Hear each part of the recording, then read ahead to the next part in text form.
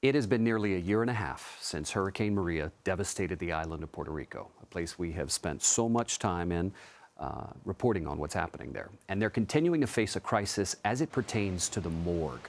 Hurricane Maria, you'll remember, killed an estimated 2,900 people, caused billions of dollars worth of damage. And at the morgue in San Juan, officials are dealing with a backlog of bodies, and families are waiting for answers. Now, the Puerto Rican government says it doesn't have the resources to handle the workload. This is not a new issue for Puerto Rico. It is part of a systematic problem that has been plaguing the island for years due to mismanagement, underfunding, and understaffing. Camilo Montoya-Galvez is a politics writer for CBSNews.com. He joins us at our bureau in D.C. He and I have been working on a story that actually just hit CBSNews.com, so you can read a little bit later, but stick with us for the segment as we do it now. Camilo, look, it's an ongoing problem. The governor spoke to you in an interview a couple of weeks ago where he talked about $1.5 million that he has secured with the help of the Financial Management and Oversight Board, which governs Puerto Rico because they filed for bankruptcy. Is the 1.5 enough to help process this backlog? Well, no, according to him, no. I talked to him actually last week. The reimbursement, as you said, is $1.5 million. It was approved by the Fiscal Oversight Board, which now controls spending on the island because of the congressional mandate that they have.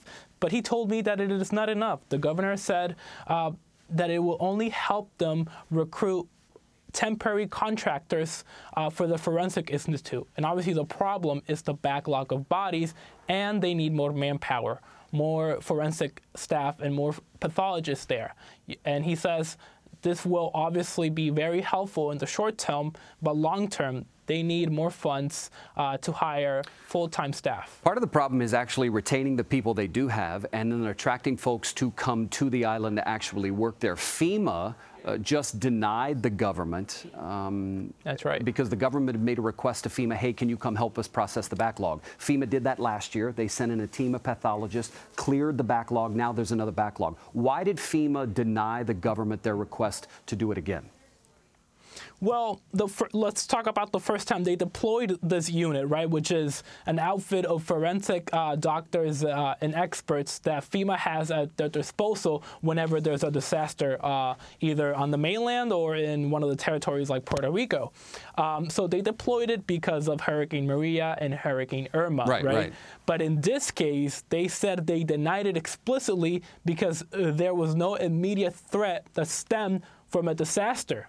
They said the problems facing the morgue, predate the hurricanes. These are, as you mentioned, systemic problems that Puerto Rico needs to deal with that are not related to the storm. That is according to FEMA, of course. Right. So about a month ago, I got a message on Twitter, actually, from a woman named Melita Kimbrough. She lives in Nevada, and she said, David, I'm desperate. I've been trying to claim my father's body for months. I didn't know it was close to 7 months. So we did an interview with her, which, by the way, you can see on CBSNews.com. We have the entire 20-minute interview that I did, and I want to play a clip of it for you. Watch. I remember when you first texted me, you said, I'm desperate. I'm desperate for help. The governor may watch this. Members of his staff may watch this. What do you want to tell them? Fix it. This is unnecessary. This is completely unnecessary. No one should have to go through this. There's just absolutely no closure. No, I'm almost numb at this point. It's hard. Fix it. It doesn't have to be like this. It doesn't have to, and it shouldn't be. No, it's cruel. I think we actually have a picture of her father. We'll put it up now. But Camilo, we spoke to someone inside the morgue whose name we're not going to give because we're going to protect his identity.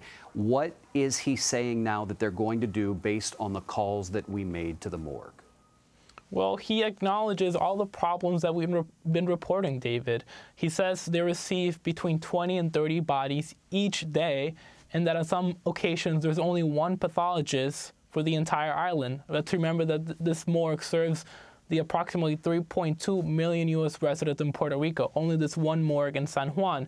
So obviously, they don't have that manpower that they desperately need. They have around 5 pathologists that handle criminal cases and 2 others that handle natural cause deaths. So obviously, he tells me it's not enough. You know, they need the manpower immediately, and the problem won't be resolved until they hire more full-time forensic experts. Right, but what are they going to do for Melita's dad? Which, by the way, I want to give you his name because I don't want it to just be a face that you don't know. Right. His name is Benjamin Custoso Perez. What are they going to do for this case? Well, I've been pressing the officials there at the morgue for a while on Melita's case. You know, they confirmed the body underwent autopsy. It's still in the fridge. It's been on the refrigerator that they have in the morgue for 8 months now. They told me that they're going to have they're going to extract a second sample from the body this week and send it to a lab because they don't have the tools within the morgue to get the results back. They tell me it's a process that will take approximately 2 weeks. So they promised to keep me updated. So that's important because Melita's been trying to get somebody on the phone and she couldn't. So we were able to get this gentleman on the phone, and again, he told us they sent the first DNA sample out. It wasn't conclusive enough to their liking, so they're going to do another DNA sample. That could take up to 2 weeks, and at that point, Camilo, it's likely the body could be released, correct? Right, correct, because obviously this is the biggest impediment to them releasing the body is being able to identify it. Obviously, they tried with the photo, but it was too decomposed to do that, and they had no dental or fingerprint records of Melita's dad to do it that way. So they had to go through the most rigorous and really the most difficult process, which is DNA testing. And listen, the points that they're making are fair, but the fact that this woman had to come to us because she couldn't get an answer or get anybody on the phone is unacceptable. And that's why we wanted to bring this story to you. Camilo, thank you for the collaboration. We'll stay on the story together. Thank you, David.